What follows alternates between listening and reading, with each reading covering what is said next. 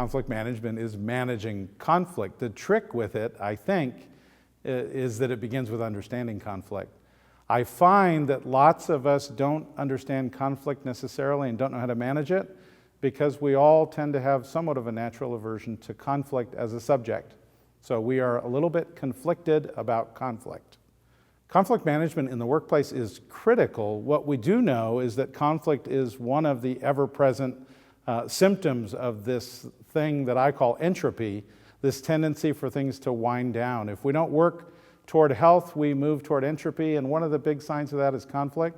So conflict management in the workplace is critical for us to function and to move toward performance, outcomes, all kinds of measures of health.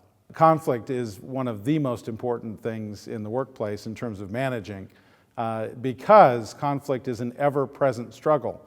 Human beings are prone to conflict, and what we do know is that 2.7 hours per week, and I think that's a low estimate, is estimated to be the amount of time people are wasting every week in the workplace just due to conflict, trying to avoid people in the hallway, not being at the water cooler when they're there, those kinds of things. Conflict management can set a leader apart.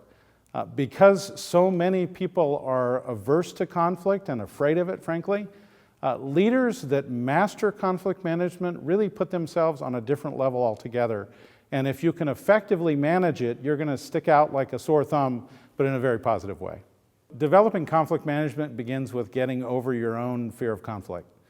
And I think that begins with just being more honest about yourself and what you're feeling, and then instead of running away from it, running toward it. And it might mean reading about it, studying it. So what I find is that lots of people don't delve deeply into conflict because it's not a subject that's popular.